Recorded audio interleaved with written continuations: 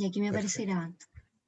Bueno, vamos a comenzar con la charla, con la presentación del profesor Rodrigo Álvarez. Él es docente de la Escuela de Tecnología Médica en el campus San Felipe desde hace bastantes años, así que conoce bastante la universidad. Él es bioquímico, así que es un científico, pero que tiene el lado artístico bastante desarrollado. Él también es músico. Pueden seguir a su banda que se llama Los Chamuyentos.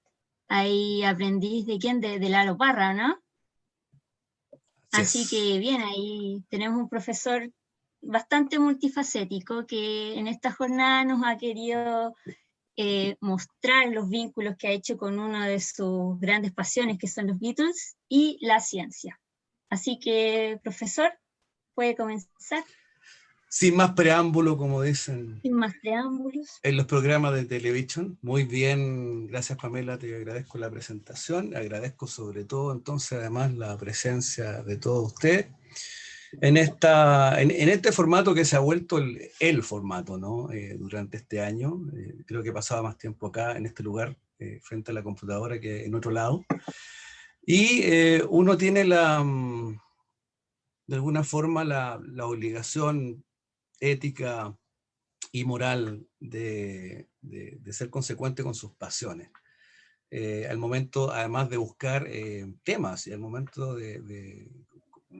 sobre todo este año que ha sido súper introspectivo, que todos hemos estado muy, digamos, de vuelta hacia nosotros mismos, uno se encuentra con sus pasiones y se encuentra muchas veces con cosas que uno trae de hace muchos años. Y a mí los Beatles me llegaron hace muchos años, o sea, tengo que partir necesariamente desde la experiencia propia, y me llegaron como un momento feliz en la vida, a pesar de que lo había escuchado de chico, a pesar de que, al igual que toda mi generación, me impactó la noticia de la muerte de John Lennon. Yo estaba chico, yo tenía como 5 años, pero me acuerdo que fue impactante además ver gente adulta llorando, gente adulta, digamos, muy comprometida con lo que para mí era un músico, ¿no? Yo no entendía mucho, pero insisto, digamos, acá hay algo más que la pura música, algo más que la pura evolución de una banda de 4 jóvenes que se hicieron grandes haciendo música, se hicieron hombres, digamos.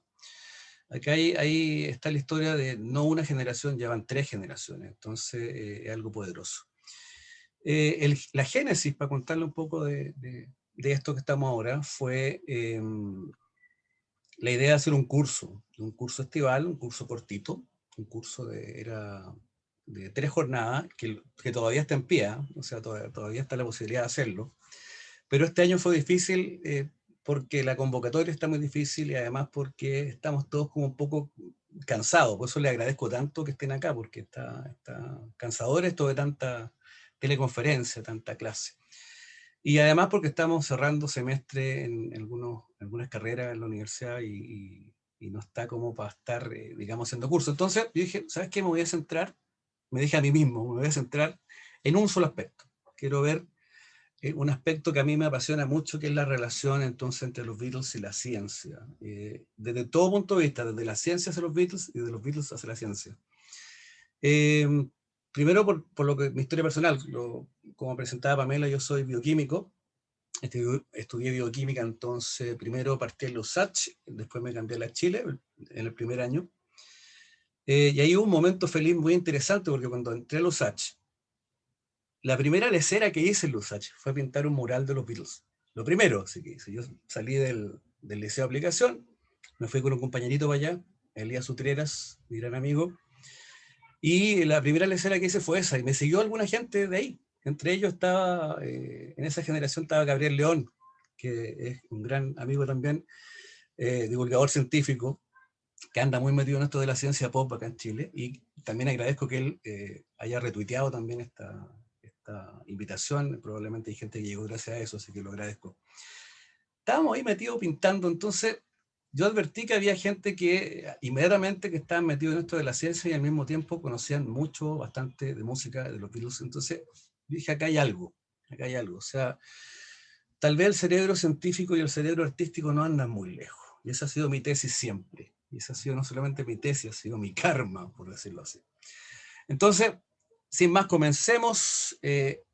Aunque sea de perogrullo, aunque sea un poco repetitivo, quiero dedicar esta jornada a este joven que está ahí estaba como a los 26, 27 años, a Johnny, porque para mí Johnny es el motor, para mí Johnny es el Beatle de fuego, es el Beatle que va entonces rompiendo el hielo, el Beatle que va a la vanguardia. Es lo más parecido a un Rolling Stone dentro de los Beatles. De hecho, tuvo muy buena amiga, de hecho, con los Rollings, y con la cosa más dura, más rockera, así, más oscura. A diferencia de Paul, que era mucho más condescendiente, le importaba mucho más la opinión de los demás, siendo súper buen músico, súper buen cabro. Y esos arquetipos, por decirlo así, también conviven en la ciencia, también en nuestros laboratorios, en nuestra academia tenemos esos arquetipos también. Tenemos algunos que son más avesados y otros que son más tradicionales, digamos. Y se necesita gestionar esa diversidad también. O sea, los Beatles también nos enseñan eso, que trabajando en equipo se logran cosas mucho, mucho mejores. Así que va para Johnny entonces esta presentación de esta jornada por supuesto, los 40 años que llevamos en él. Hace 2 días se conmemoró esa fecha, los 40 años de que nos arrebataron a John, que nos asesinaron a John, en un incidente todavía no aclarado, donde probablemente hay algo más que un fanático. O sea, no se la cree nadie que fue un fanático nomás. Acá había cosas mucho más poderosas.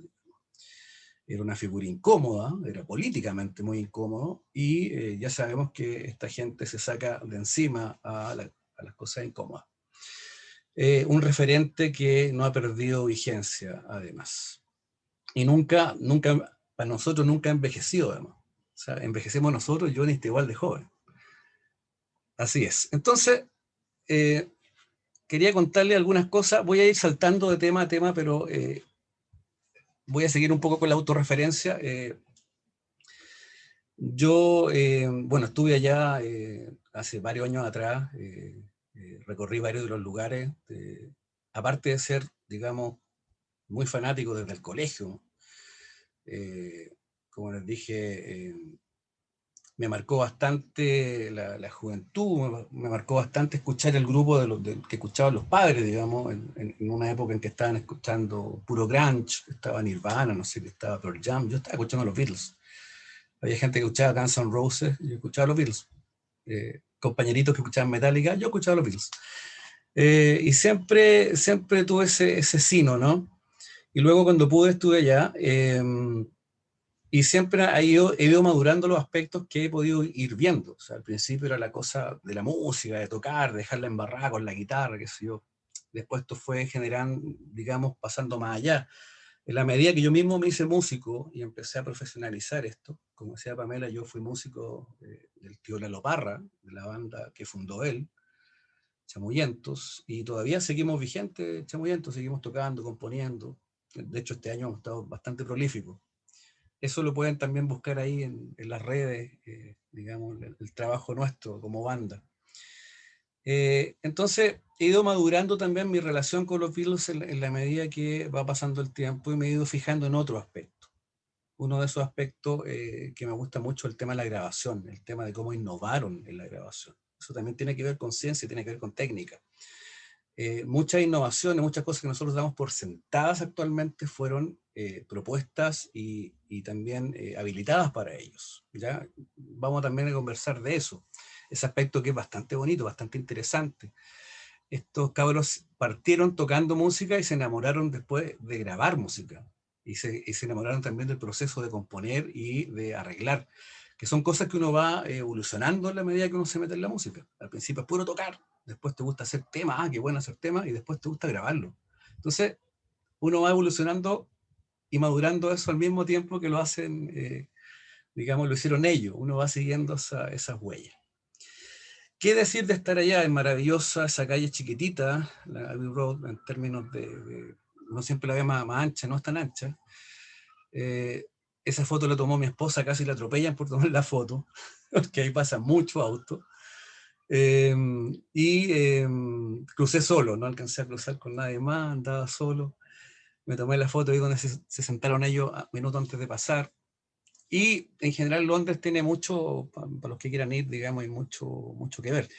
Hay una gira que hacen los Beatlemania, que es maravillosa. Yo no la he podido tomar nunca, pero entiendo que es bastante buena y muy buena experiencia. Y que recorren todos los lugares Beatles, van a Liverpool, etcétera, y bastante interesante eso. En algún momento pienso hacerla. No podemos entender los Beatles sin entender, o no podemos hablar de ellos sin entender su música. Y la música de los Beatles tiene muchos aspectos muy interesantes. Y particularmente entonces, de esto se trata lo primero que quiero ver, que es la evolución en términos de su complejidad. Estamos hablando de la complejidad no solamente en términos de arreglo, en términos de letra, en términos, sino la complejidad ya en teoría de la complejidad. En términos de que eran 4 cabros de 20añeros que fueron ganando experiencia, fueron ganando mucha experiencia, o sea, fue una avalancha de experiencia, se le vino el mundo encima a estos cabros. Y si bien pudieron haberse quebrado fácilmente, no lo hicieron. O sea, yo creo que se les quebraron ciertos aspectos. O sea, yo creo que no volvieron a ser nunca los mismos. Que igual con cabros de 20 años que te pase todo lo que les pasó a ellos, es para romperlos en pedazos. Y ellos salieron bien, digamos, salieron bastante bien. Si bien se separaron, si bien siguieron caminos por separado, digamos, maduraron súper bien. Y siguen madurando súper bien. Entonces, la discografía oficial, sin las recopilaciones, porque han salido muchas recopilaciones desde el último álbum que fue el Let It Be, si bien se grabó antes que Abbey Road, todos sabemos que salió después porque en el fondo fue como cocinar lo último que no habían editado para poder tener rédito. De hecho, ahí la edición tuvo más o menos, después lo sacaron en la versión en Naked, que es mucho mejor, porque se metió Phil Spector, ahí una especie de ingeniero o de productor que no era muy bueno, Phil Spector, no era muy bueno en ningún sentido, era un tipo bastante oscuro, y tenía una rola, una onda con Lennon. Lennon a veces le creía a mucho charlatán también, tenía ese aspecto en su personalidad, pero bueno, son cosas que le perdonamos porque lo queremos. La música evolucionó un montón entonces desde el Please Please Me hasta el Abbey Road, que es el más redondito, el más complejo y a mi juicio también uno de los mejores álbumes, por no decir el mejor, digamos, en términos de belleza, de pertinencia, de que se veía un grupo, cantaron los 4, etc. Pero cada álbum de los Beatles es distinto y ha influenciado, digamos, de manera distinta. Acá estoy hablando más de la música que de la ciencia, pero bueno. Imposible también entender la música de los Beatles sin entender que no solamente sacaron álbumes, sacaron muchos singles, muchos sencillos, que están recopilados en los Past Masters, en el volumen 1 y 2, pero acá como que se desordena un poco la cosa para los que son más coleccionistas o a los que les gusta más la cosa más enciclopédica, porque en cada país sacaron como singles distintos. O sea, cada país hizo lo que quiso en términos de carátula, en términos de juntar canciones. Acá hubo un desorden más o menos. Entonces, estos son solamente, los que están en la foto son los de Inglaterra, los de UK. Entonces, ahí como que se nos desordena un poco el tema. Normalmente siempre se toman los álbumes para poder hacer el análisis en términos de complejidad, y eso fue lo que hizo uno de los equipos que trabajó esto, que lo bueno es que me pude conseguir el paper, me costó, pero me lo mandaron finalmente y fue interesante, que es este que está acá. Yo no sé si ustedes lo conocían, se los presento, es un texto muy interesante, que tomó la música no solo de los Beatles, tomó también música de Queen, de U2 y me parece que de ABBA, y tomó los álbumes y los metió a un sistema que lo llevaba a unos espectrogramas que podían comparar de alguna forma la complejidad en términos de la música, tomando ciertos patrones, digamos, en consideración. Por supuesto que ahí lo explican técnicamente cómo lo hicieron. Esto está en una revista, ¿cómo se llama? Que se llama Pattern Recognition. Y estos autores, entonces, particularmente el señor Shamir, me mandó, creo que se pronuncia así, me mandó el texto que estaba, no se podía descargar, yo se lo pedí a través de la aplicación que estoy y lo mandó. Y yo le mandé la gracia y fue todo muy, muy bonito, muy Beatles, además. ¿Qué hizo este equipo de entretenido? Agarró la música de todos estos grupos, pero particularmente partió con los Beatles. Probablemente además porque hay un conocimiento detrás de ellos. Y llegaron a una conclusión súper entretenida, y es que, algo que para nosotros es súper obvio, para los fans, es que la música evolucionó en complejidad, pero hay una relación, pero directísima, directísima, en el cómo iban ganando años, cómo iban ganando complejidad al momento de componer y al momento de grabar. Y es así que, entonces, bajo esta metodología, esto lo pasaban a estos espectrogramas, entonces 2D, y luego tenían un software que los comparaba, los analizaba. Y dieron con una comparación que de hecho se parece mucho, y es efectivamente, ellos lo dicen así, muy parecido a las comparaciones filogenéticas que usamos en biología. Las relaciones, digamos, en complejidad que nosotros usamos en biología evolutiva, ellos lo usaron entonces para la complejidad de la música. Ahí en detalle se ve esto, que está acá.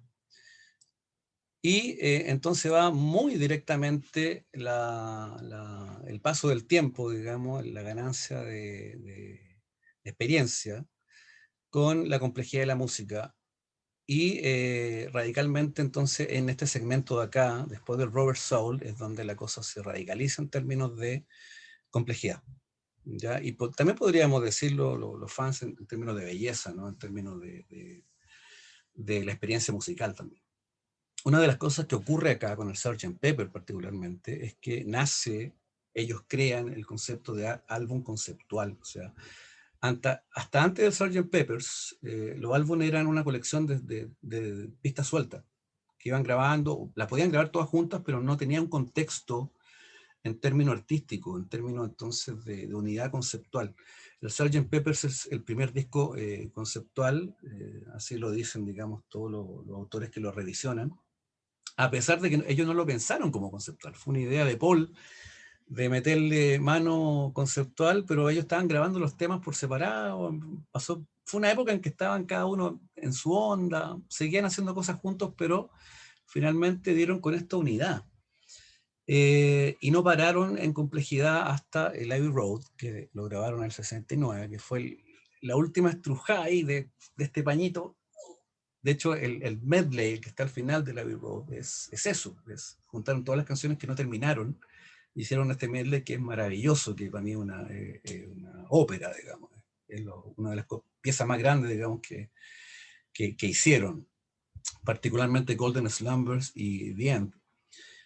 Se me paran los pelos cada vez que lo escucho. O sea, no es caso que se me pase ese efecto, digamos. Así como lloro al final de Toy Story 3, se me paran los pelos con el final de Abbey Road. Todavía. Y fíjense que el Let It Be, que salió a la venta más tarde, efectivamente en términos de complejidad está antes. O sea, el método dio con eso, dio con entender que el Let It Be estaba antes en términos de complejidad. ¿Ya? Todavía están haciendo un rock mucho más crudo. Aparte coincidió con que Lennon andaba metido muy en la onda rockera cruda en esa época y después se le anduvo pasando un poco. Muy bien. Otro aporte al respecto de este punto de vista de la complejidad, pero con un método radicalmente distinto, es lo que hizo este equipo en este texto. Entonces, acá de hecho hay más autores incluso, pero está liderado por Armand Leroy, no sé cómo se pronuncia, creo que es Leroy.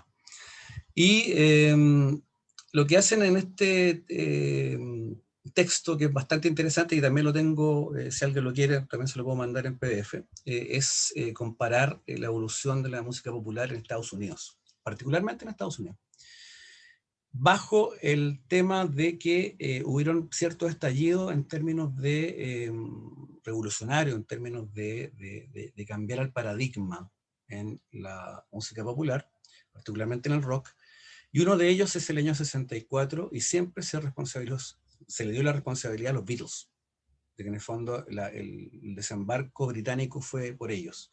Y ellos lo hicieron, vieron esto comparando parámetros, graficando, utilizando una metodología bien de ciencia, yo diría que son bien mezcladitas, a pesar de que tiene una visión bien de ciencia humana, ocupan harta, son bien positivistas, digamos, que es una tendencia súper actual en todo caso.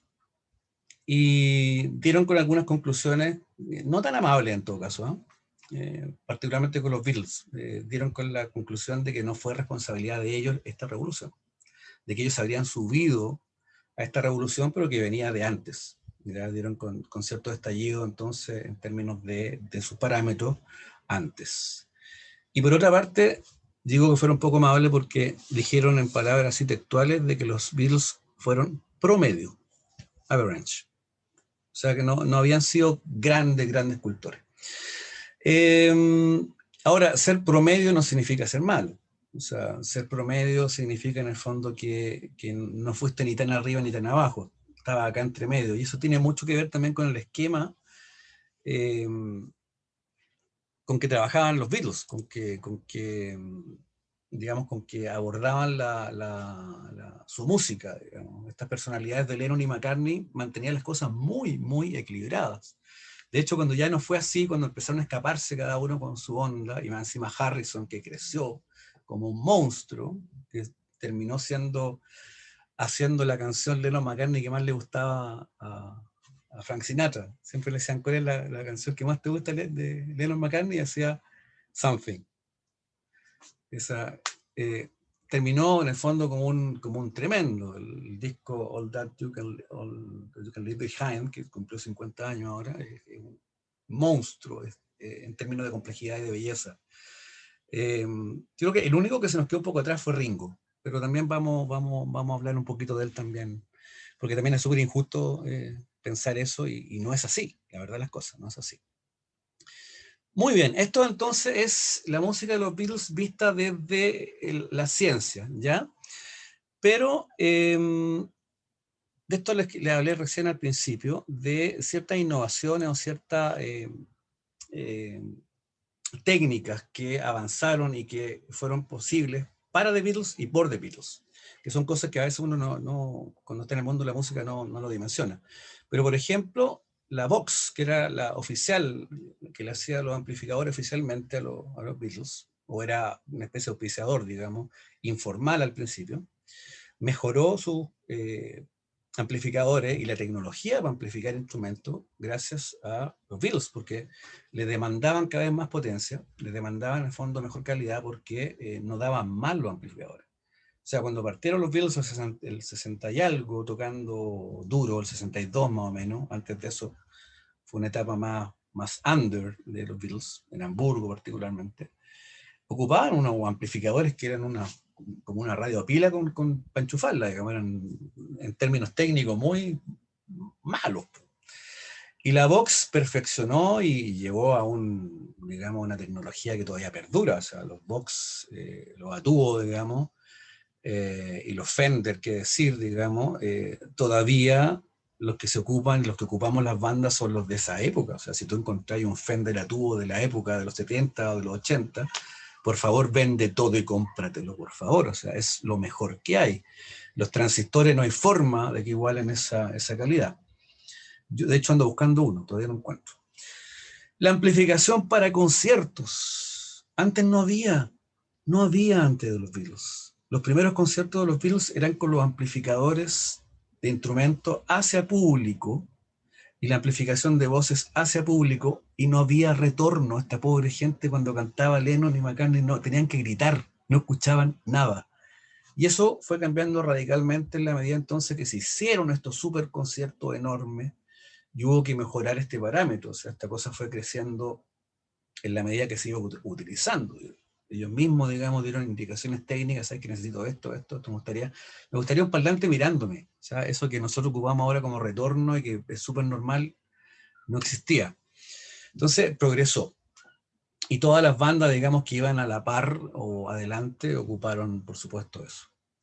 La tecnología de grabación, Abbey Road, digamos, lo que era en el 70 no era lo que era el 62, eso fue progresando también con ellos. Y todas las bandas que ocuparon Abbey Road en aquella época, y después, entre ellas Pink Floyd, por ejemplo, Roger Waters prácticamente vivía ahí, le encantaba, ocuparon entonces estas mejoras en tecnología de grabación. Partieron con grabando en 2 pistas, en una análoga de 2 pistas, llegó la de 4 pistas, y tenían que perfeccionar grabar todas las pistas en 4. O sea, nosotros ahora cuando grabamos digital podemos tener 100 pistas, sin ningún problema. No se te cae el programa. Ellos grababan con 4. O sea, tenían que grabar las voces juntas, a veces con el bajo, a veces tenían que grabar... lo más normal era la sección rítmica y la sección melódica aparte. Y hay unas grabaciones hermosas al respecto, por ejemplo, en If I Fail, grabaron las voces juntos, al mismo tiempo, Lennon con McCartney, y de hecho esa toma no es perfecta, tiene una imperfección, un gallito de McCartney, que uno lo ama ese gallito. Yo lo escucho y digo, era un ser humano, magnífico. Eso mejoró con ellos. Y una muy entretenida que es el doble tracking automático, que es que cuando se graba la voz, se graba inmediatamente, la misma pista se duplica y se mueve un poquitito para que se escuche como una especie de eco. Antiguamente, y de hecho Lennon lo hizo muchas veces, se grababan las 2 voces, o sea, grababan una voz y después grababan la otra encima, para dar este efecto, porque le da mucha profundidad. De hecho, muchos músicos hacemos eso, de hecho, imitando a Lennon en nuestras grabaciones. Por ejemplo, alguien que hizo mucho doble tracking, pero no automático, así análogo, de verdad, fue Kurt Cobain. Cobain amaba, idolatraba a Lennon y lo imitaba en todo. Y cuando le dijeron tenés que grabar la pista 2 veces, él no quería, y le dijeron, ¿sabes qué? Lennon lo hizo. Y él lo hizo al tiro, fue así como, lo hizo Lennon, yo voy, vamos para allá. Tú escuchas Nirvana, el Nevermind, por ejemplo, o el In Utero, que es una maravilla de disco, y las voces están con doble tracking no automático, doble tracking real, así como lo hacía Lennon. Aunque, como Lennon se cansaba de hacer el manual, el normal, inventaron el doble tracking gracias a él. La tecnología de sampling, de hacer sampler, también parte con estas cintas análogas pegadas, cortadas con scotch, en la época previa, incluso al Sgt. Pepper's, en la época del Revolver y del Rubber Soul, con los primeros experimentos. Aunque la máxima expresión fue, por supuesto, en el Sgt. Pepper's, particularmente en la canción de Benefit of Mr. Kite, el circo, que es preciosa esa canción, y algunas más como A Day in the Life, donde, digamos, lo dejaron estampado como una forma de grabación. Las grabaciones en reversa también van de la mano acá. De hecho, hay un solo en reversa que hizo, digamos, que salió de la mano de Harrison, que todavía es un referente. Muy bien. Libros sobre lo que estamos hablando. No hay muchos, pero hay. Yo les quiero recomendar estos 2, que son, no sé si la italiana Massimo Polidoro está en español, no ha encontrado versión en español, pero ella fue la primera, fue la que partió con tomar, ella es científica también, con tomar a los Beatles y meterse en la cabeza de ellos y de los científicos, y ver por qué los científicos queremos o nos gustan o rayamos tanto con los Beatles. Particularmente ella habla mucho de la NASA, porque la NASA son pero locos con los Beatles, o sea, la NASA manda cosas... Across the Universe lo mandó la Estrella Polar en una misión muy comentada, digamos, y en la estación espacial se escucha en rotativo ahí The Beatles. Y otro que es muy interesante y que yo pude tener y ojear, digamos, aunque sea digitalmente, porque no podía arrancarme a comprarlo a Argentina, es ese que está ahí, que se llama Los Beatles y la Ciencia, de Ernesto Blanco, de la magnífica colección Ciencia que Ladra. Yo digo magnífica porque soy seguidor fans desde el año 2005, de que salió, que me los compro todos. Apenas llego a una librería en Argentina, me meto donde está, los llevo ahí, los llevo. Tengo un turro que no podía actualizar porque no podía viajar. Y se ganó un premio, el mejor ensayo científico literario hace un par de años atrás. Un premio gubernamental argentino. O sea, el presidente premió o presidente, no me acuerdo quién estaba en esa época, premió a don Ernesto Blanco porque es magnífico este ensayo que él escribió sobre muchos aspectos que son súper interesantes y que estamos de hecho algunos revisando ahora. Les dejo cortito la invitación a que puedan meterse en la colección Ciencia que Ladra. Yo tengo acá el Cocinero Científico, que es uno de mis favoritos. Esto es ciencia pop maravillosa, que es muy parecido a lo que hace Gabriel en Chile, que también me encanta la ciencia pop que hace Gabriel.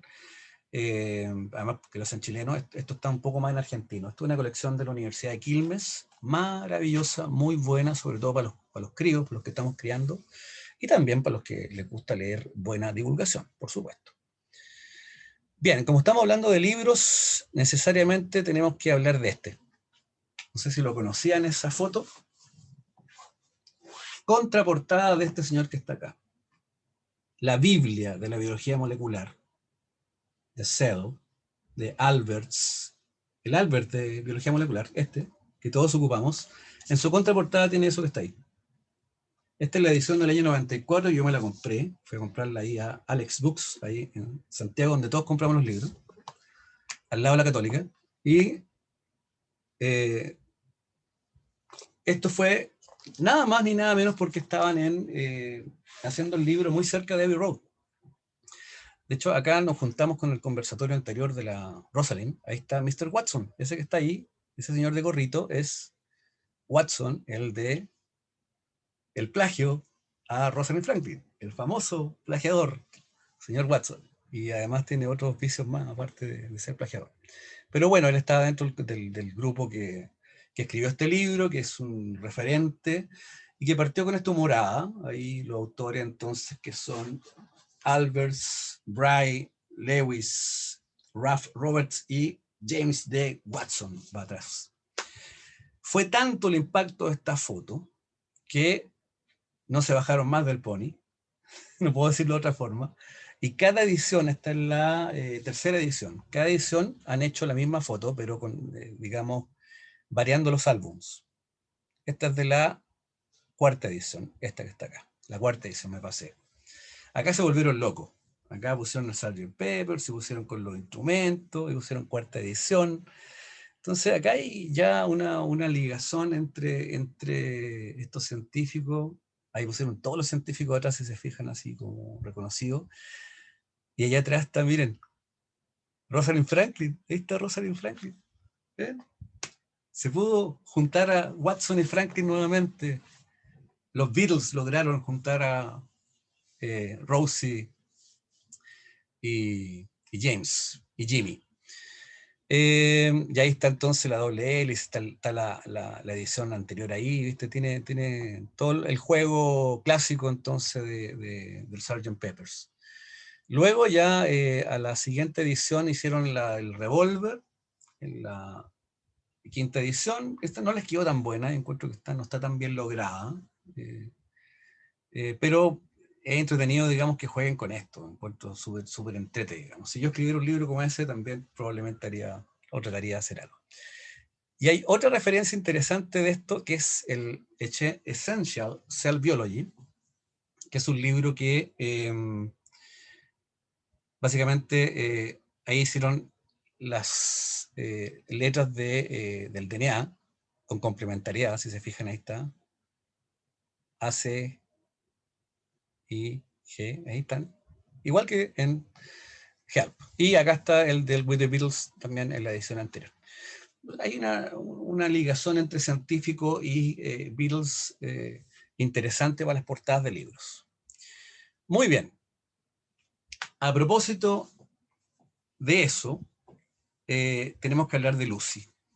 Ese que está ahí, el dibujo original de Julian Lennon, cuando era chiquitito, tenía como 3, 4 años, estaba en el jardín, y llegó con el dibujo de su compañerita Lucy, que él probablemente estaba muy enamorado de ella, tenía que ser enamoradizo como el padre, y llegó a contarle entonces de que hizo este dibujo que está muy bien hecho, además muy bueno para un cabro de 4 años, muy bien hecho. Y Johnny, entonces, ahí está Lucy Baden, que es la inspiradora, se conmovió con ese dibujo, el hombre sensible ahí, y compuso Lucy in the Sky with Diamonds. Ahí está la tía Mimi, ahí está Julian, y ahí está Lennon en la época del Sgt. Peppers, paseando en la playa. Va con un baldecito, miren qué lindo, un baldecito. En esa época todavía podía caminar por la calle, entretenido. Podían salir a pasear, digamos, gente educada, no lo molestaban, nadie se tiraba encima, entretenido. Bueno, Lucy tiene una controversia en términos de que, claro, da LSD y todo el mundo salió con que no, es una apología a la droga. Es una discusión vana, la verdad, las cosas, da lo mismo. Lo interesante entonces es que un cabro chico de 4 años le hace un dibujo a su compañerita y esto lo toman y lo llevan, pero a muchos lugares. De hecho, lo llevan a 56 años luz. Así de lejos lo llevaron. Primera cosa que pasó con Lucy. Donald Johansson, el año 74, se va a Etiopía. Se va allá a la región entonces de Jada a buscar osamentas. Antropología física ahí en la historia.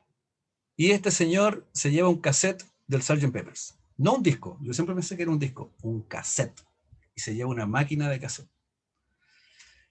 Y encuentra a el homínido entonces que caminaba bípedo, entonces más antiguo que hay hasta el momento, a Lucy. Y la llaman Lucy por Lucy in the Sky with Diamonds. Porque la escucharon para celebrar. Todos los que hemos podido compartir excavaciones como esta, yo he tenido la dicha de compartir más de una y de acompañar a un gran antropólogo físico, el profesor Carlos Coro, en más de una. Sabemos que en el fondo hay que distender la cosa después de trabajar, y en esa distensión, bueno, va a depender la disciplina. Los arqueólogos son mucho más distendidos. Me acuerdo haber acompañado al profe Cornejo años atrás y era impresionante cómo trabajaban todo el día y después carreteaban toda la noche, digamos. Era impresionante. Yo no lo he visto en otras disciplinas. Tiene que haber estado muy bueno entonces ahí la fiesta, y le ponen Lucy a ella, a este homínido entonces Australopithecus afarensis. Yo vi una reproducción de ella en el Museo de Londres, porque yo pensé que era, pero no era, está en el segundo piso del Museo de Historia Natural. Una muy buena reproducción, sí.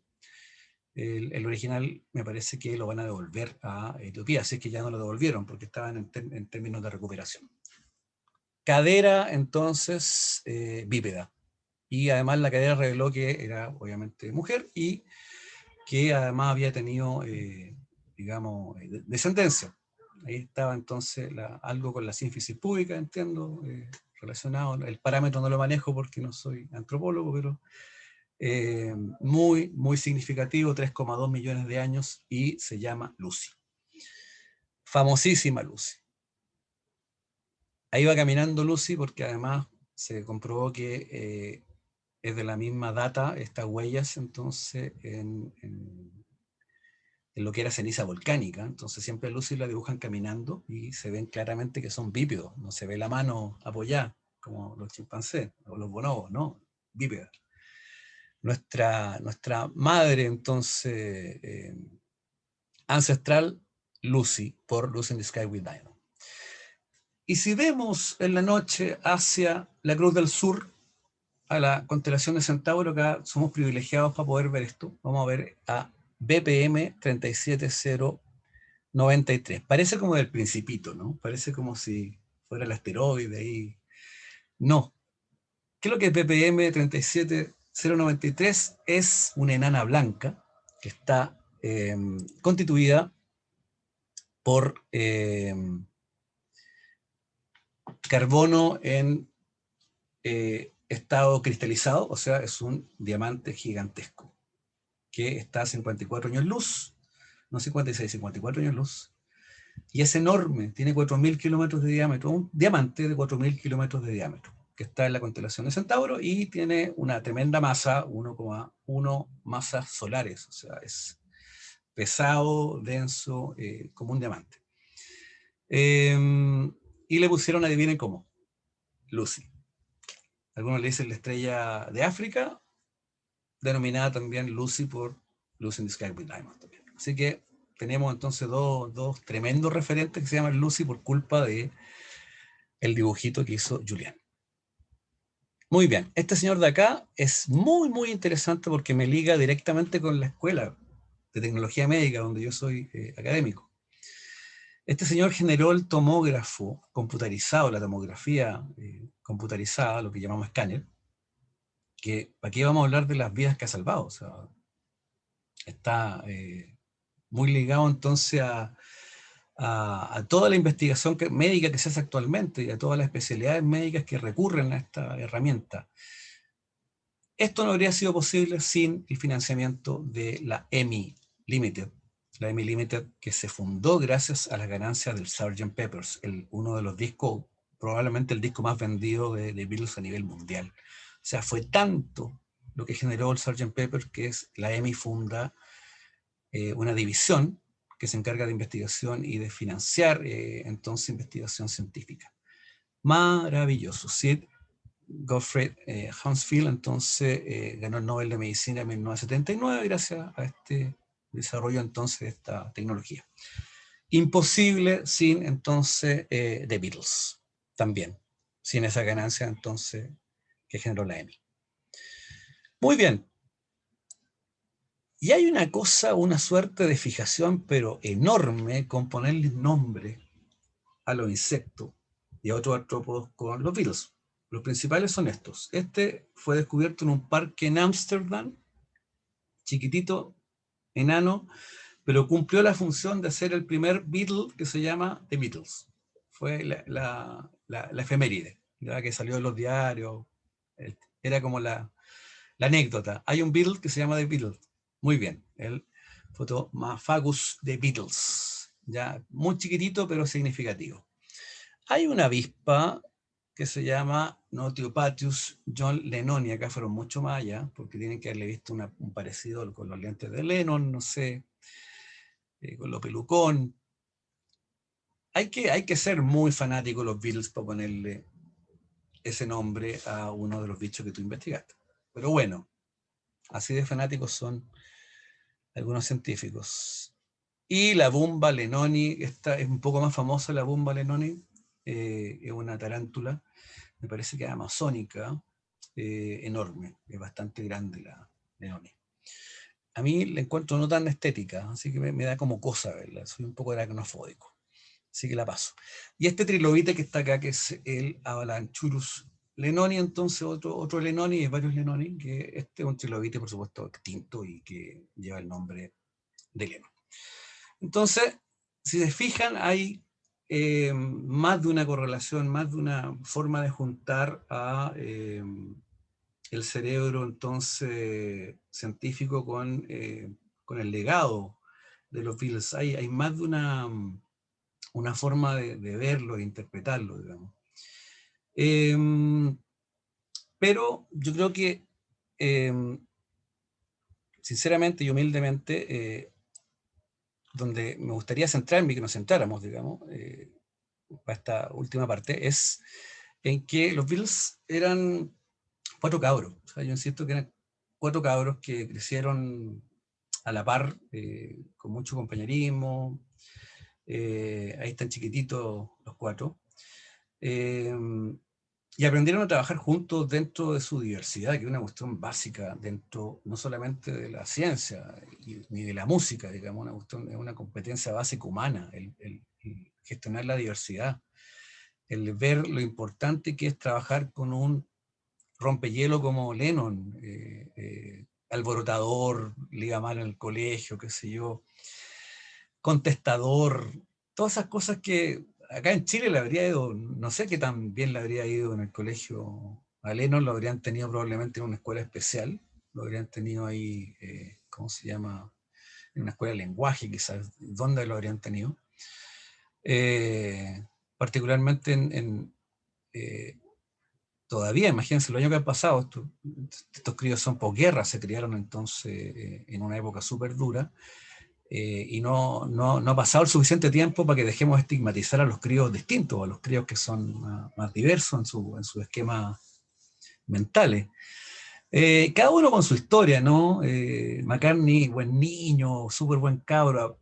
Probablemente McCartney habría sido buen científico. Tenía un tema, un ojo observador súper bueno para las aves. No sé si se habían dado cuenta que tiene un tema con la ave. Blackbird es la visión de un naturalista. Él está describiendo una visión naturalista. Esa cuestión es científica, súper de científico, el sentarse a observar y describir eso. Habría sido un Konrad Lorenz, probablemente un etólogo muy bueno, se hubiera perseverado, digamos, habría tenido eso. Y él también después, cuando termina esta vorágine de los Beatles, se va a vivir al campo y cría animales y es vegetariano, qué sé yo. Tiene como una onda muy naturalista, insisto, muy naturalista. Harrison, qué decir, un crío súper inspirado, un crío súper equilibrado, muy intuitivo, muy bueno en lo suyo, muy buen guitarrista de cabro chico, de que tuvo la primera guitarra muy bueno, y tenía esta propiedad de ser bisagra entre Lennon y McCartney también. Recordemos que Harrison era amigo de McCartney, se conocieron en la micro, viajando al colegio, era más chico también, era el más chico del grupo, y fue muy buena bisagra entre estos dos genios, entonces, que son como los más recordados. Y a mí me causa mucha empatía Ringo, porque es un niñito adorable. Era el niño de mamá. La sufrió mucho Ringo, mucho. De hecho, Ringo se tuvo que ir del colegio, el colegio no era para él. Estuvo hospitalizado mucho tiempo, era súper enfermizo, tuvo varias enfermedades así como cotota, digamos, graves, que lo mantuvieron en el hospital. Y aprendió a tocar el tambor en una banda del hospital. O sea, esa fue su escuela. Él, digamos, en términos de educación, él que estaba un poco más atrás en ese sentido respecto al otro, porque los otros eran bien educados de acuerdo a su época. Pero el joven Ringo era muy sensible, muy buen cabro, y era muy congregador, era muy de apañar, de estar ahí, digamos, muy buena onda. O sea, eso también se necesita harto en los equipos, digamos, alguien que apañe, alguien que calme los ánimos, digamos. Es súper bueno. No quiero dejar de mencionar que ellos son hijos de su época. Ellos son hijos de una... Me pasé de nuevo, ahí está. Son hijos de una época posguerra en que se le dio mucho valor en UK, en Reino Unido, entonces, a la educación. Y ellos pasaron por buenas instituciones, digamos, fueron bien escolarizados, por decirlo así, en base a los parámetros de esa época, pero igual tuvieron una educación artística bastante buena, y eso yo creo que marcó una diferencia con el cabro promedio de Liverpool. O sea, el cabro promedio de Liverpool termina trabajando de estibador, termina trabajando en el puerto, o termina, no sé, prestando servicios, pero no se vuelve una estrella mundial de un día para otro. O sea, ¿qué pasó acá?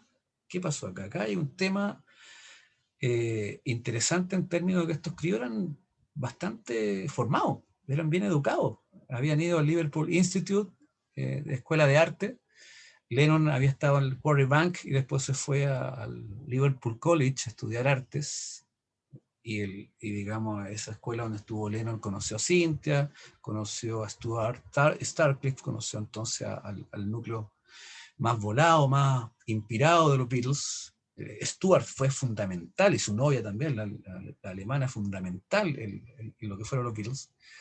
Entonces, esto no quiero dejar de mencionarlo porque se le da tan poca importancia a la educación musical, y es tan importante. O sea, la educación musical de verdad no forma solamente músicos, la educación musical forma criterio, forma formas de pensar, forma cerebros creativos.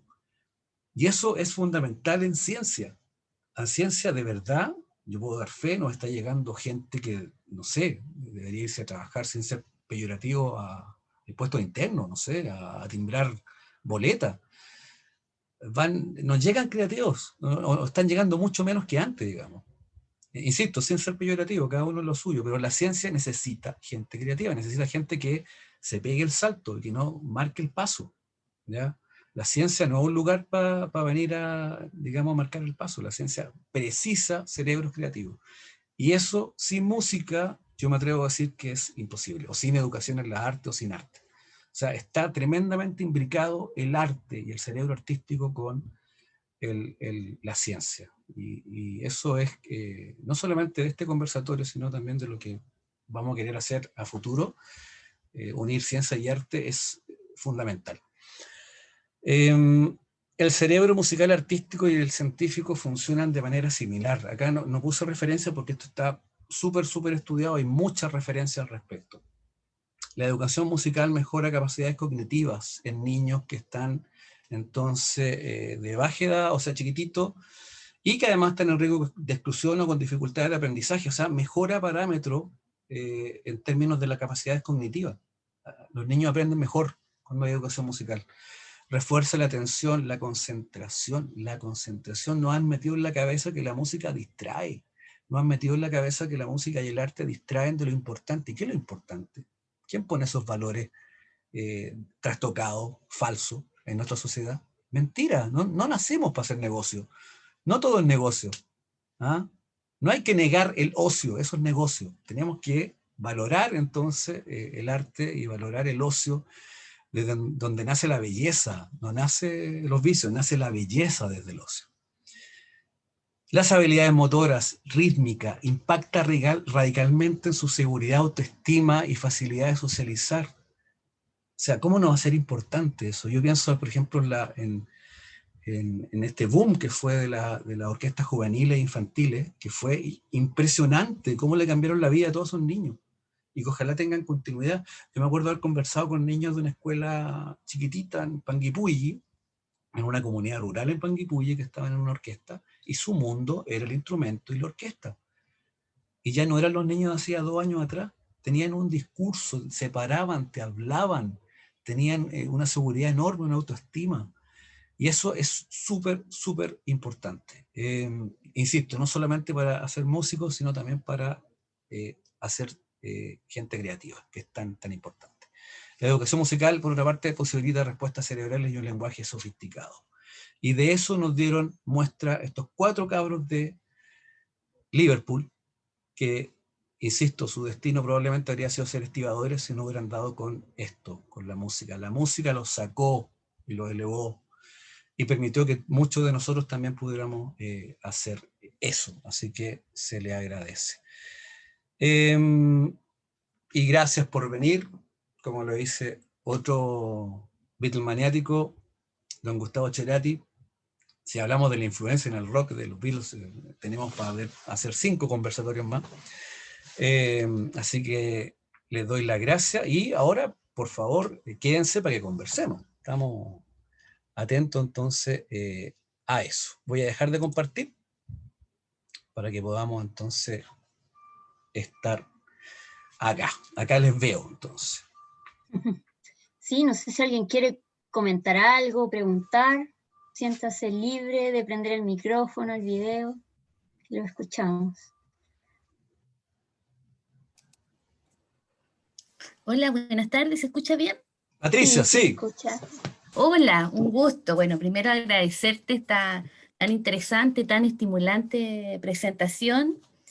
Claramente bienvenida en una fecha que, como bien tú dices, para quienes somos seguidores de los Beatles, es una fecha igual emotiva, y en el que uno anda buscando trazos, rasgos, ¿verdad? De una conmemoración, de un tiempo que nos va como alejando de la generación original y que frente a la invasión, así como fue la británica, hoy día la invasión de cualquier cosa que parece música, en una perspectiva más crítica, nos hace buscar y evocar lo que es una propuesta artística y cultural tan inmanente, ¿no? Que llega a ser parte constituyente de nuestra cultura hoy día.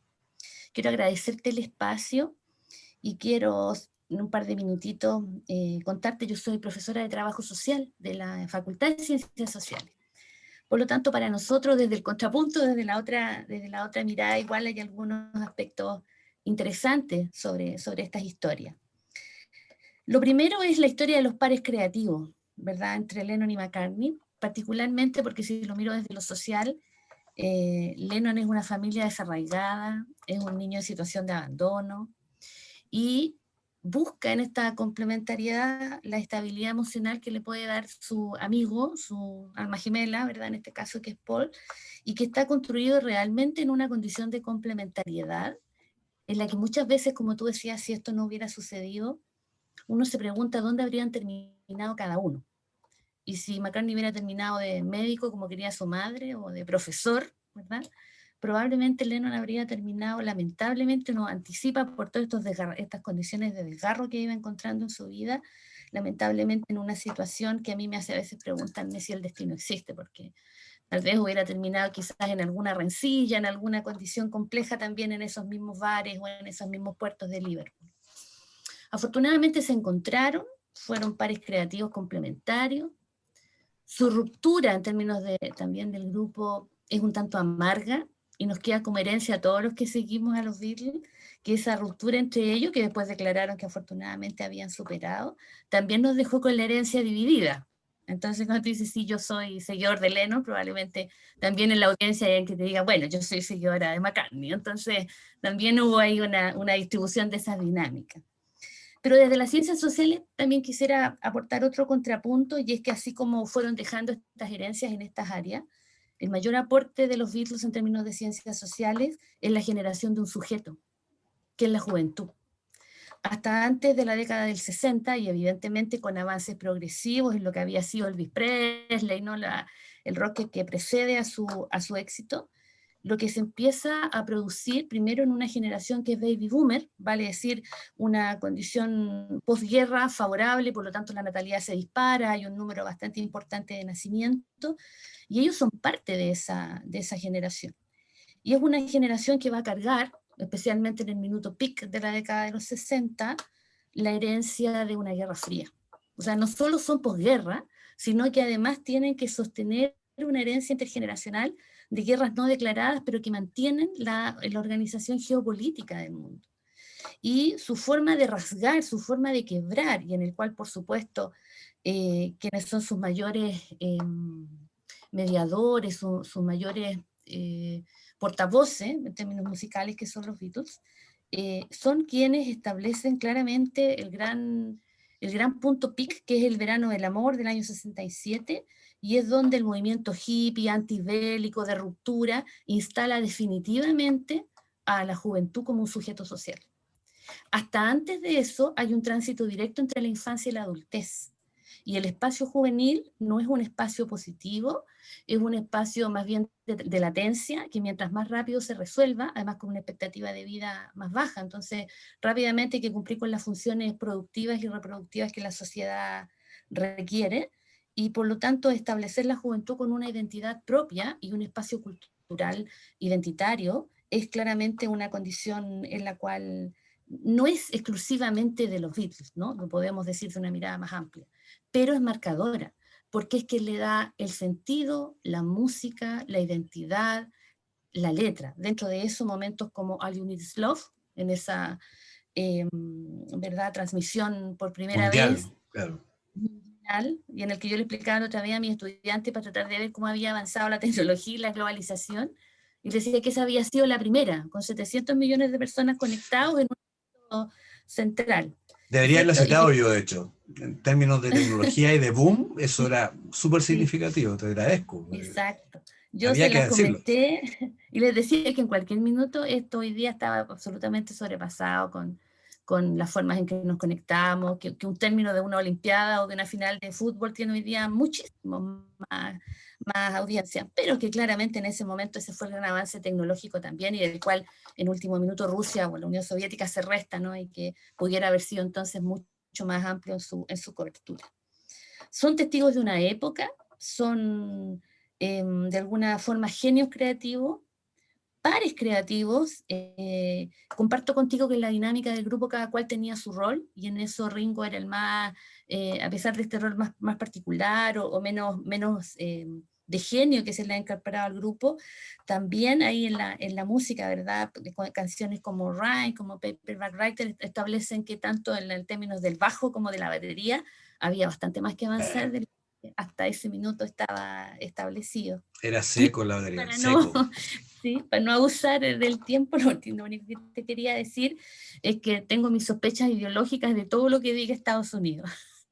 Porque Estados Unidos nunca va a reconocer lo que en términos generales los Beatles representaron para ellos, porque tienen que cuidar su propia industria y su propia música. Los Entonces, Beatles fueron contrahegemónicos, fueron contrahegemónicos. exacto, exacto. Entonces para ellos no es muy grato. Pero, y también desde una perspectiva social, reconocer que, y esas son imágenes históricas que uno tiene además en blanco y negro, los logra ver en cualquier segundo, que la presentación de los Beatles en el show de Ed Sullivan, ¿no, verdad? La primera, o su primer concierto en el Shea Close Stadium, your eyes, ahí. ¿sí? ¡Pum! Esa presentación, la de Ed Sullivan, particularmente en febrero del año 64, es la que rompe el duelo de la sociedad estadounidense después de la muerte de Kennedy.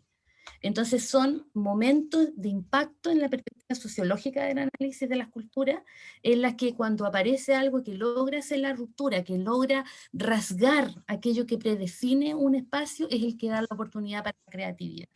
Entonces en eso, bueno, volver a agradecerte este espacio, volver a agradecerte este momento desde una mirada obviamente no intelectualoide o más racional, sino que justamente la valoración de las implicancias con esto termino, porque como dijo Brian Epstein, serán los 2000 y todavía lo estaremos escuchando, los niños de los 2000 lo estarán el año 2020, Excelente.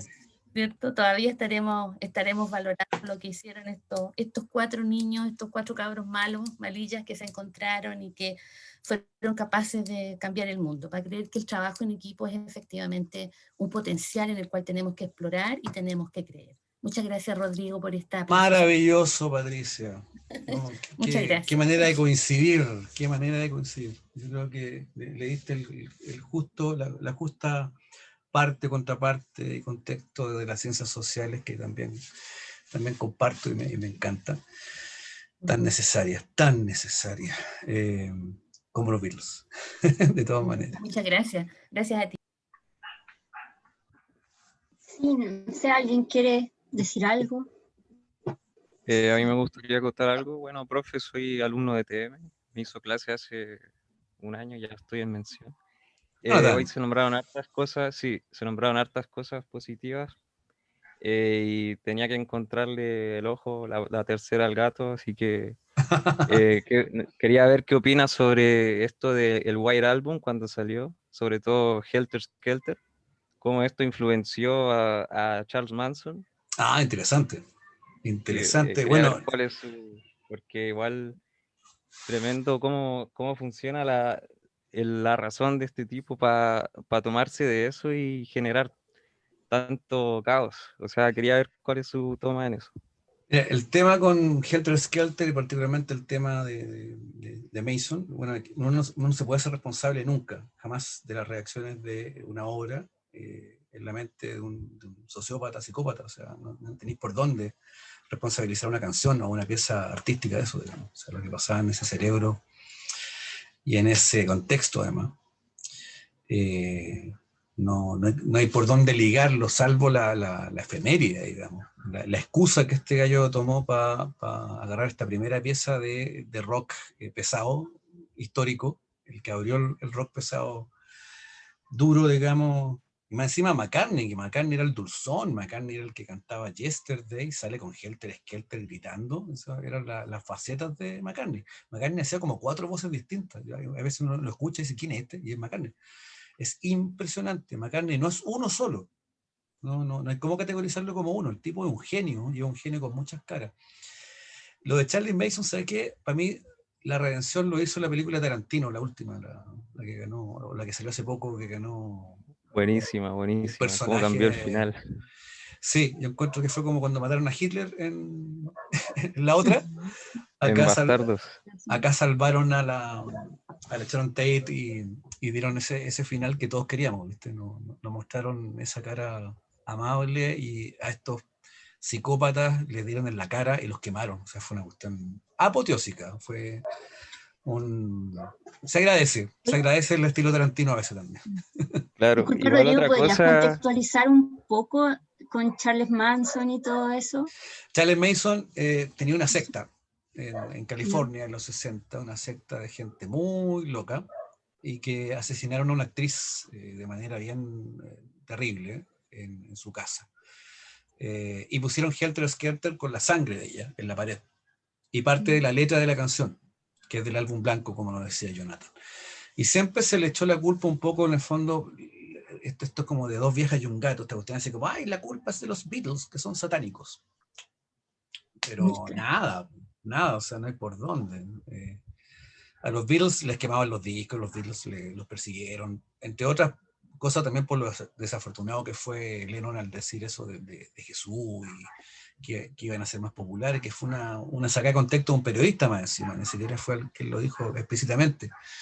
Ya desde esa época los periodistas te sacan de contexto y escriben lo que quieren y para vender, digamos.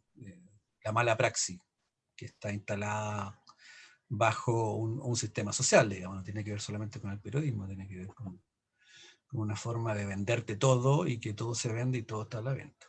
Así que bien, Jonathan, muchas gracias por tu aporte. Pero igual otra cosa que tenía entendida, que como bien dice usted, que con el Helter Skelter partió como la invención del rock pesado, Así se dice. que esa canción la hizo Paul por una rivalidad que tenían con The Who, que le dijeron que habían sacado la música más, no sé, la más pesada, la más frenética, y Paul dijo, yo voy a hacer una mejor, y sacó esa canción sin oír la de The Who. No me extraña porque Paul en general era bien competitivo, pero competitivo en bueno. Claro, igual interesante como la competencia sacó lo mejor siempre de los artistas. Sí, no, y Paul era un arquitecto interesante. Él construye en base también a las necesidades. Es de los que en el fondo dice, acá hay un hueco, voy a construir esto. Es un tipo de inteligencia muy útil, digamos, y en la música y en la ciencia también se necesita eso, digamos. Se necesita un Paul McCartney también que sepa medir consecuencias y que a veces también se arroje, ¿no? A llenar esos, a fill the hole, ¿no? Muy bien. Alfredo quería decir algo. Estaba abriendo ahí micrófono y se nos adelantó. Sí. Jonathan, gracias. Sí, mira, yo la verdad es que lo dije al principio, pero ahora lo reitero, yo agradezco este tipo de instancias porque generalmente no se dan estas instancias en la ciencia. O sea, compartir este tipo de charla o conversatorio. Mira, yo quedé bastante sorprendido y agradezco un montón también a Patricia, porque ella desde las ciencias sociales a mí me hizo, digamos, sentido varias cosas. Sin ser yo de las ciencias sociales, yo soy biólogo marino, ¿ya? Y he tomado nota de varias cosas, porque obviamente después de esto voy a tener que empezar a buscar algunas cosas para poder nutrirme de un poco más de información. Muchas cosas las conozco, pero muy por encima. Así que, no, lo primero, agradecerte, Rodrigo. La verdad es que estas instancias son las que de repente uno necesita, justamente en estos contextos en que estamos, bueno, sobre todo en esta época de pandemia. Mira, a mí me gustaría preguntarte, no por la ciencia, sino que derechamente por tu lado musical. Porque mira, te cuento así brevemente. Yo estudié en el colegio de arte. Yo me formé de quinto básico a cuarto medio en un colegio de arte en Santiago. Aprendí música. Sin embargo, terminé siendo biólogo marino porque no me atreví a seguir la carrera musical como otros compañeros. Mira, imagínate, tengo compañeros exitosos alrededor del mundo que se dedicaron a la música. Percusionista en Alemania. También acá en Chile tengo un amigo percusionista que era el baterista de nuestra banda en el colegio, que terminó siendo parte de la sinfónica en la Universidad de Concepción. Entonces, mira, a mí me tocaste el alma porque yo partí escuchando los Beatles con mi papá cuando yo era muy chico. Y me marcó la fecha que tú dijiste. Yo tenía 5 años cuando mataron a John Lennon. Bueno, el mismo 8 de diciembre fue nuestro último cambio de casa con mi familia. Yo soy hijo mayor. El 8 de diciembre, ese día cambiamos todas nuestras cosas a la casa nueva, la casa propia, en esa época, en el 80, diciembre del 80, y pusimos las noticias y nos encontramos con la triste noticia de la muerte de John. Imagínate cómo me marcó. Cómo me marcó desde niño. Bueno, entonces, ahora, por eso te quiero preguntar más bien por la música, más que por el tema de la ciencia. ¿Qué análisis haces tú respecto de esta evolución musical que uno puede notar, a partir, yo diría, mira, no me gusta mucho decir el Revolver, yo creo que partió un poco antes, esto partió quizá en Rubber Soul. Coincido. Pero, ya, bien. Entonces, ¿qué nos puedes decir de esa evolución que ocurrió entre Revolver, tomemos Revolver, y el álbum blanco? Porque yo tengo mi postura al respecto, pero me gustaría escuchar tu opinión tu opinión musical, como músico, digamos. ¿Qué nos puedes contar de ahí, de esa evolución? Qué buena pregunta. Entre Revolver y el álbum blanco. O sea, hasta ahí nomás te dejo. Es que es una muy buena pregunta porque no solamente marca un punto de inflexión para las decisiones desde la música, sino también yo diría para la vida en general, digamos. También tiene que ver con mudar la piel, tiene que ver con evolucionar, tiene que ver con pegarse el salto, tiene que ver con ser valiente en pegarte el salto. Y ellos venían de una posición súper cómoda, de la cual ya estaban hartos, que era la gira. Y de ser como los ídolos juveniles, y la Beatlemanía, los gritos, y los hoteles, y estaban chatos, estaban muy cansados. Claro, y el proceso, efectivamente, muchos autores coinciden en que parte con Rubber Soul. De hecho, Rubber Soul y Revolver son como un solo álbum. Se hicieron en continuidad. Mucha gente piensa que están por separado. No, van en continuidad. De hecho, Revolver, en términos de complejidad, como vimos recién, van de la manito, van juntos, pegaditos. Me acuerdo que todavía, me acuerdo mucho que el Rubber Soul era el disco favorito de los Bunkers. Yo me acuerdo haber conocido a los Bunkers cuando llegaron a Santiago. O sea, mi banda, Los Chamullentos, nos pusieron en algún momento junto con The Salón, los Bunkers y Chamullentos como los continuadores de los tres. Y nos hicieron un reportaje, el David Ponce en el Mercurio, me acuerdo, nos fuimos a tomar fotos para allá. Y conversábamos ahí con los compañeros Bunkers, y ellos insistían en que era Rubber Soul el punto de inflexión. Para mí el álbum de los que más me gusta personalmente, me gusta mucho el álbum blanco. Yo soy muy del álbum blanco. Y de hecho queríamos tocarlo y hacerlo con otras bandas. Tuvimos un proyecto, esto se los cuento como anécdota, tuvimos un proyecto el año 2003, que casi lo concretamos, de hacer el álbum blanco con Mecánica Popular, donde estaba Manuel García, que son muy amigos con los Mecánicos, o sea, éramos banda amiga, con el Diego, el Manuel. Manuel es de Arica, yo también soy de Arica. Los Bunkers, González y los asistentes, y los bandoleros de Teno. Íbamos a hacer 5 bandas y íbamos a hacer el álbum blanco completito. Nunca se concretó porque no nos pusimos de acuerdo en términos de producción. Se nos cayó la producción. Y fue una lata porque nos juntamos en mi casa, en mi departamento en esa época. Fue Manuel, fueron los Bunkers, qué sé yo. Y tuvimos la típica discusión: ¿por qué el álbum blanco y por qué no hacemos el Rubber Soul? Y ahí me acuerdo que hubo choque ahí de confrontación de cuál era el más significativo en términos artísticos. De ese calibre fue la conversa.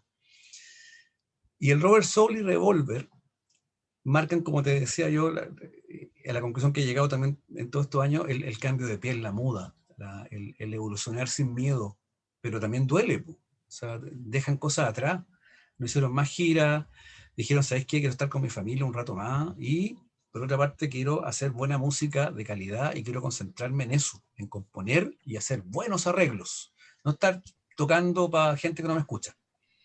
Ahora, ese salto no se lo pegan todas las bandas. Ese salto hay que ser valiente para pegárselo.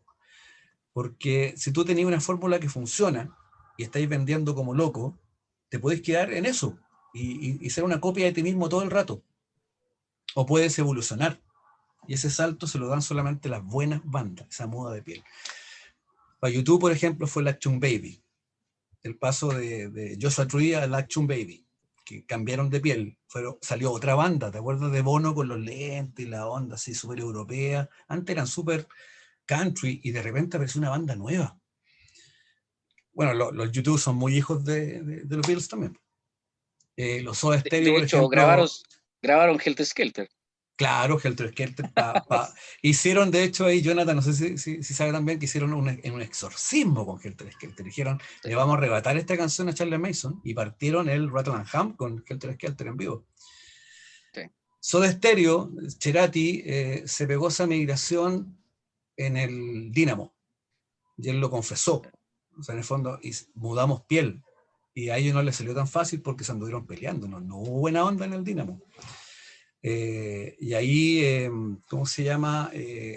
Digamos, hubo roce. No fue fácil cambiar de piel porque era mucho más fácil ser los Soda Stereo de los 80, vender discos, que sentarte a hacer música.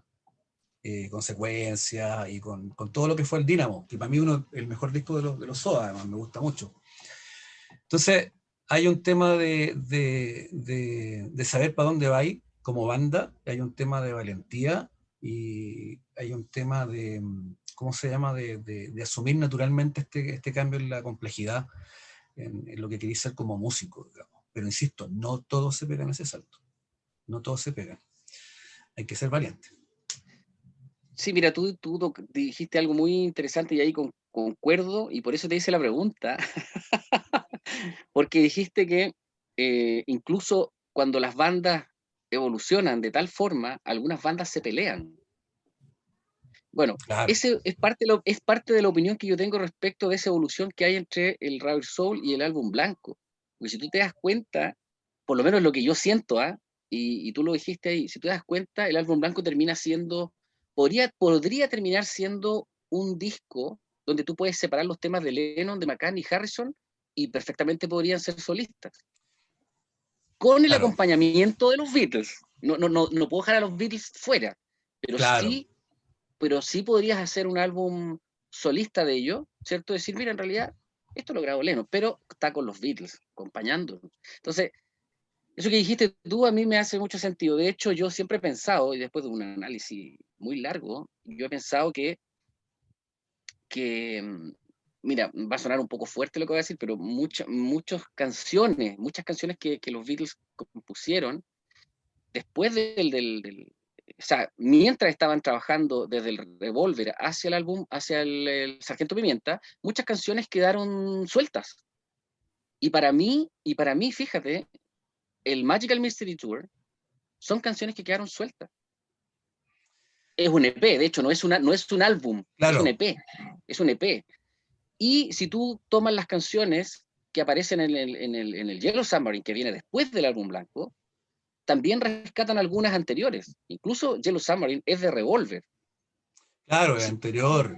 Entonces para mí, ¿sabes qué? Para mí el cambio evolutivo natural fue el que tuvieron entre el álbum blanco, o sea, perdón, sí, digo bien el álbum, pero al revés, entre el Sargento Pimienta y el álbum blanco. Ahí los Beatles ya fueron otros. El resto, lo que pasó entre medio, a mí no me queda muy claro, pero sí tengo como la sensación de que ahí quedó mucho tema suelto y que tenían que sacarlos quizá por obligación con el sello. Contractual. No lo sé. Contractual, claro. Yo no leo mucho historia. Claro, yo no leo mucho historia de los Beatles, soy más bien coleccionista, pero no leo mucho de la historia. Por eso que tomé mucha nota de las cosas que dijo Patricia, de las cosas que dijiste tú. Claro. Te lo encargo. Ese es el de la antología. Este fue escrito by the Beatles. Es el libro escrito por ellos y es una joya. Para los coleccionistas y para los Beatles magnéticos, tiene que buscarlo. Ya, es yo enorme. No tengo ese libro, pero ya adquirí el que sale el próximo año, que es el del Let It Be, el Get Back. Ah, perfecto. Oye, mi hijo me dijo, cómpratelo, papá. Bueno, y este viene también con esto, con los videos, ¿no? Con los DVD. Sí, eso lo tengo, sí. Perfecto, sí. Eso es fundamental. ¿Sabes qué? El álbum blanco, bueno, lo dice también la antología muy claro, pasa con el álbum blanco que había muerto antes Brian Epstein, y ahí dejó un vacío. Sí. Ahí dejó una figura paterna súper importante, y quedaron a la deriva, quedaron en cualquier parte.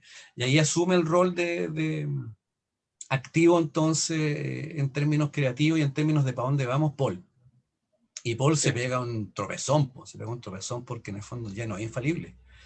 Y el Magical fue un tropezón enorme. O sea, de hecho, Paul tuvo que salir a pedir disculpas. Imagínate un artista pidiendo disculpas por su obra, o sea, de ese nivel, porque no había llenado las expectativas.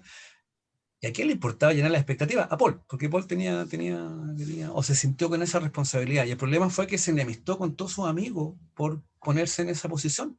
Y a veces nos pasa, ¿no? Nos pasa que al momento de asumir ese rol de, sabes que no, hay que hacer esto, hay que tomar la rienda, hay que hacerlo. No todo el mundo le gusta, no todo el mundo quiere ir para allá, digamos.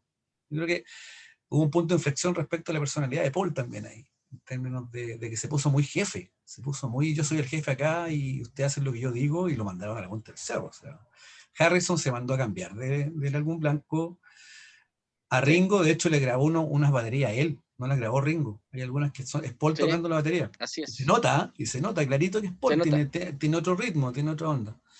Aparte de por ejemplo, de la anécdota de la balada Johnny y Yoko, que hay dos Beatles ahí tocando. Está Paul con Johnny, nada más, no está ni Harrison ahí. La guitarra también la hace Lennon. Muy interesante, Alfredo, muy interesante, muy entretenido ahí, la conversa. Yo creo que vamos a tener que... Tú llegaste a ese punto de que las bandas terminan como peleándose, digamos, cuando ocurren estas evoluciones. No sé si todas las bandas, pero al menos ha pasado con algunas. Si está el factor forzado de continuar por la cosa contractual y por seguir generando el producto, digamos, cuando está eso de por medio, necesariamente termina quebrando lo que sea. Termina quebrando amistades, termina quebrando matrimonios, termina quebrando lo que sea. Cuando se fuerza la varita, se quiebra, digamos. Y yo creo que les pasó un poco la cuenta eso. Les pasó la cuenta además que eran cabros. Eran cabros de 20 años. Eran súper jóvenes, ¿eh? Eran cabros uno de 20 los años. ve más viejos, más adultos, pero eran súper cabros. Yo a los 20 años, no sé, bueno, andaba tocando con Lalo Parra por ahí, pero ¿cómo se llama? Eran cabros, no eran tan grandes, digamos, no les podemos pedir cosas tan más allá. Redolés dice que Lennon era casi Lenin.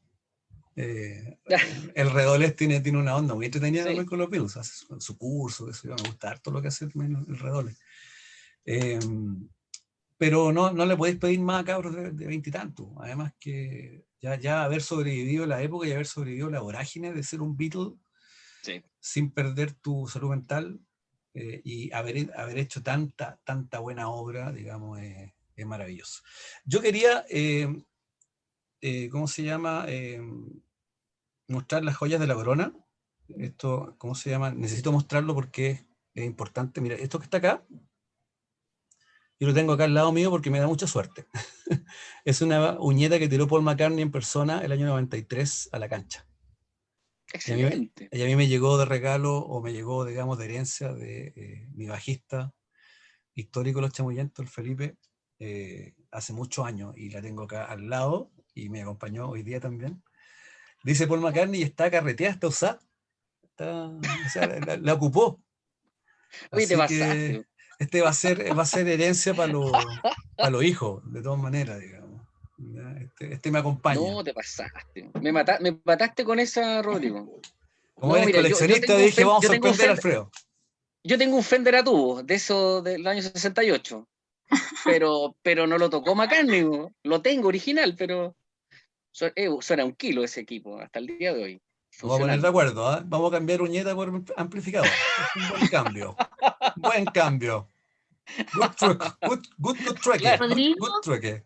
Rodrigo, sí, sabes que acabas de mostrar la uñeta y en una perspectiva metafórica lo que acabas de hacer es confirmar que los Beatles son más influyentes, importantes, trascendentes que Jesucristo. En esa figura original del dicho de Lennon.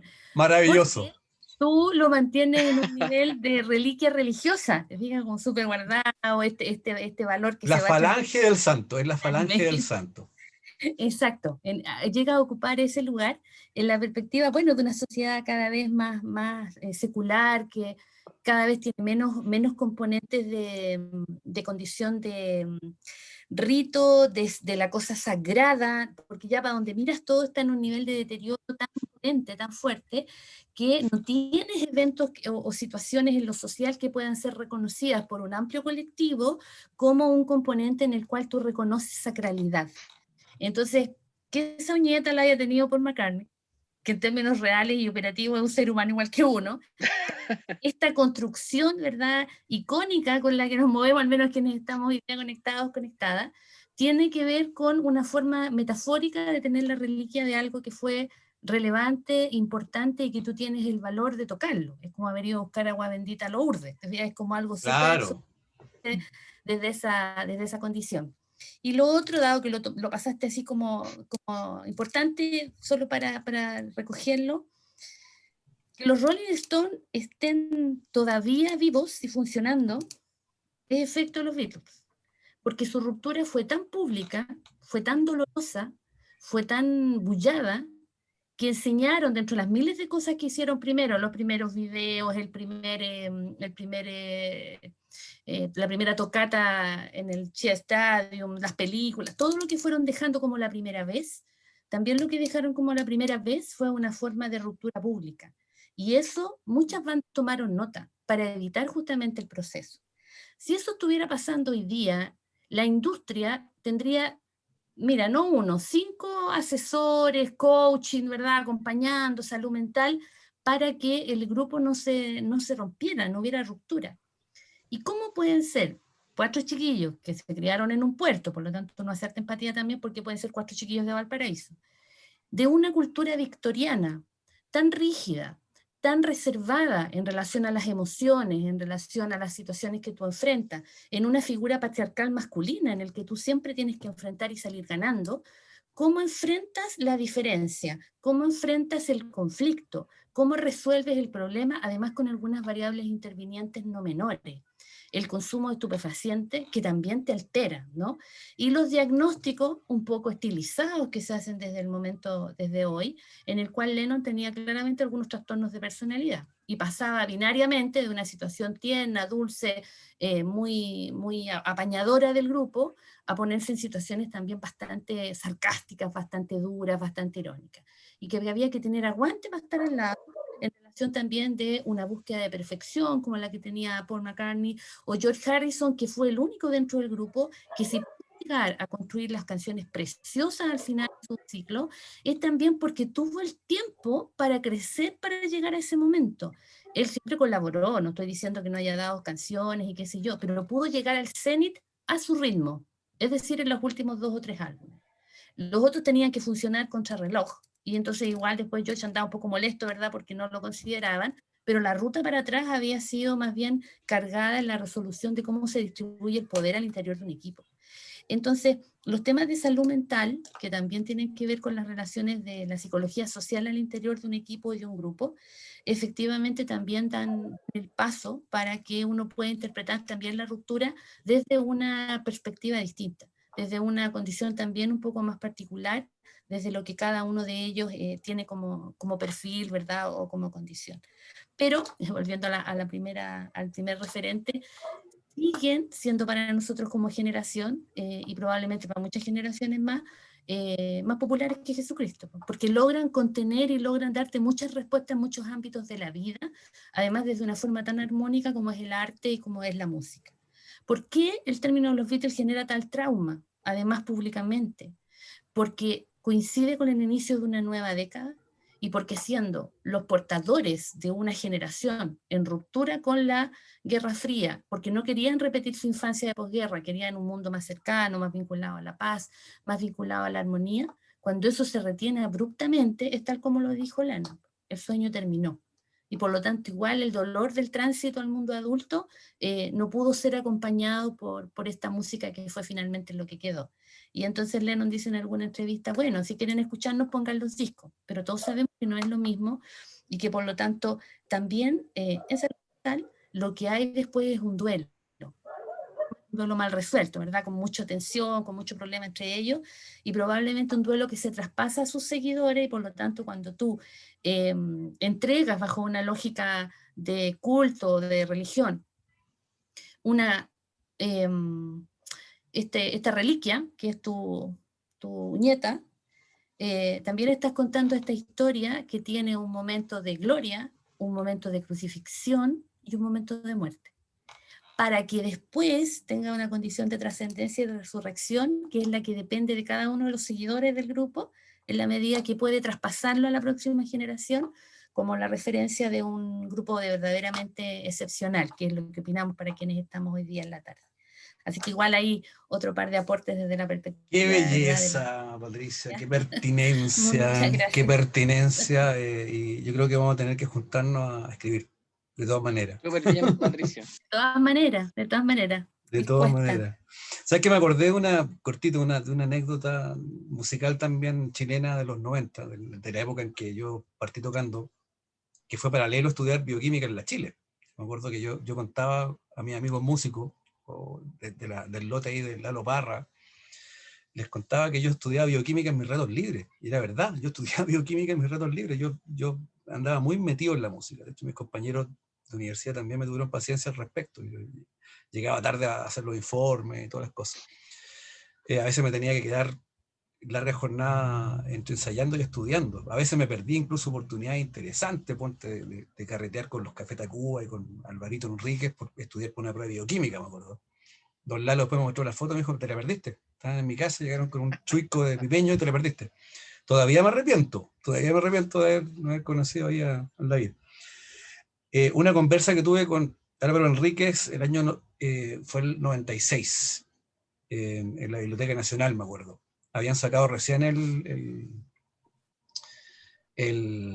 Unplugged, que fue súper consagratorio para ellos. El Álvaro es fanático de los Beatles, es un Lennon igual que yo. Entonces ahí nos juntamos Lennons a conversar. Yo me identifico, a mí en la U me decían el Lennon, entonces a él también le decían en Concepción le decían el Lennon. Y resulta que yo me acuerdo que le pregunté así específicamente, porque estábamos hablando de la música de una canción nueva que había sacado, Traje Desastre, que es muy compleja. Traje Desastre, tiene unos acordes bien complejos. Yo lo saqué, porque dije, oye, qué buena la combinación de acordes, qué onda. Yo le cachaba todas las cosas Beatles que hacía el Álvaro. Como tenía la oreja entrenada para los Beatles, yo cachaba que Humedad era Here, There and Everywhere, que son los mismos acordes. Y yo se lo dije, oye, pero evidente, po. Entonces me decía, sí, pero es que son homenajes. Yo le dije, ¿cuál va a ser el Sgt. Pepper de los tres? Y me dice, el próximo disco. Y sacó unos lentes rojos y Lennon y se los puso, me acuerdo. Tengo la foto acá visualizada. Y el próximo disco fue el Fome. O sea, según el Álvaro, el Fome de los tres era el Sgt. Pepper. Yo creo que fue el álbum blanco de los tres al final. No fue el Sgt. Pepper. Yo creo que el Sgt. Pepper fue el Unplugged, de todas maneras. Eso para contextualizarlo a la tremenda influencia de los Beatles, incluso en nuestra música. Y fíjate que los tres fueron muy, muy seguidores de los Beatles en términos religiosos, como decía Patricia, en términos de emular hasta las fechas. O sea, se separaron justo antes de llegar al 2000 o en el 2000. O sea, en términos de ciclo. O sea, ellos querían ser los 90 y partieron el 92 con el primer disco. O sea, había mucho paralelismo que tiene que ver también con que el Álvaro es muy fanático de Lennon, también lo impactó la muerte de Lennon, también se acuerda de eso mucho, y fue como llevando en paralelo también la carrera de los tres, con Titae componiendo los dos con los Beatles. Es bonito eso, es interesante, es un homenaje, digamos, que a esta altura de antropología musical chilena, significativa, digamos, a los futuros antropólogos, arqueólogos, sociólogos de la música. Interesante. Muy bien. ¿Sabes que quería leer, Pame? El chat han dejado varias cosas interesantes. Algunas cosas escritas. ¿Lo leemos? Yep. Para que quede el registro. Mayra puso encuentro maravilloso estas instancias culturales. The Beatles, sin lugar a dudas, dejó un gran legado. Me hacen viajar en miles de emociones. Mira qué lindo lo que dice la Mayra. Larga vida al rock. Nos arrebataron a Lennon, pero nos quedó su mensaje: luchar por la justicia y la paz. Gracias, profe, por su aporte. Mira, la Mayra es estudiante de este profe. Siempre un agrado escucharlo. Muchas gracias, Mayra.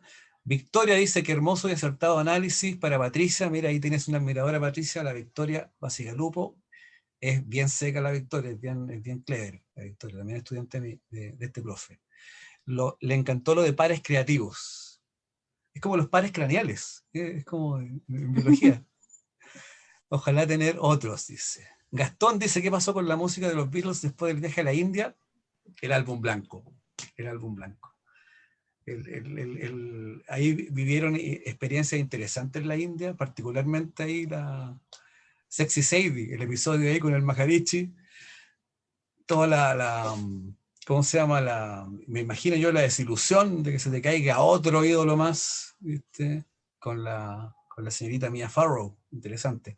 Pero también estaba la hermana Prudence, que dejó una canción enorme, maravillosa, de Prudence, y otras más. A mí el blanco, insisto, me gusta mucho, mucho el álbum blanco. Y también me gusta mucho el fome de los tres, que es el álbum blanco de los tres. Felicitaciones, dice el mismo Gastón, muchas gracias por esta instancia, gracias por la invitación, profesor. Es un agradecimiento, básicamente, los que dan, y bueno, yo les doy los agradecimientos de vuelta. Muy, muy buena instancia. Acá fue 2 más 2, fue como 10. Maravilloso, muy bien. Un justo homenaje a nuestros ídolos y en el contexto de nuestras praxis cotidianas, desde la ciencia básica, no digo ciencia exacta porque me carga esa denominación, las ciencias básicas y las ciencias ácidas también, y las ciencias sociales, ahí el aporte de Patricia, Alfredo, Gastón, que ahí escribió también, Jonathan también, y todos los que han participado, enormes. No digo gracias totales porque es demasiado cliché. No, muchas gracias a todos, y esta conversación está siendo grabada, así que las vamos a estar subiendo a las redes, yo creo, mañana, en el Facebook de la Escuela de Tecnología Médica, así que si quieren volver a verlo, pueden meterse ahí. Y podría eso. decirle al profesor que acaba de pasar la audición, así que está bien, quedó espectacular. ¡Excelente! Bien. No, maravilloso. Muchas gracias. Los dejo invitados, aunque es de, digamos, no crean que es un ejercicio de ego, pero es importante que puedan conocer la música de este profe, Chamullentos, facebook.com/Chamullentos, está la música para descargar gratis. No soy yo, si no puedo hablar de mi banda, Chamullentos, llevamos 20 años juntos, 20 años aguantando a este Lennon.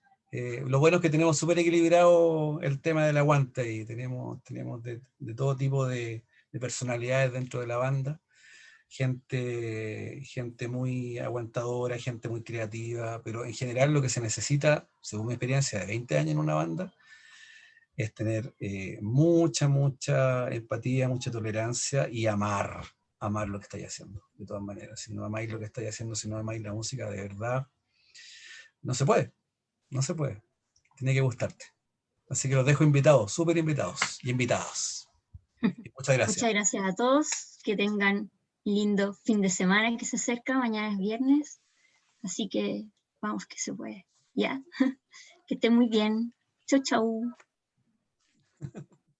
Que estén bien. Chao, chao. Voy a dejar acá en el chat mi correo.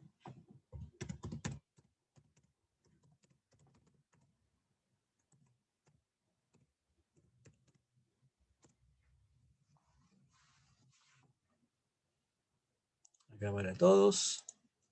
Ahí está mi correo en el chat. Súper fácil. Que esté muy bien.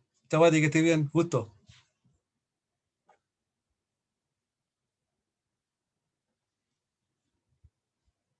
Cerrar acá.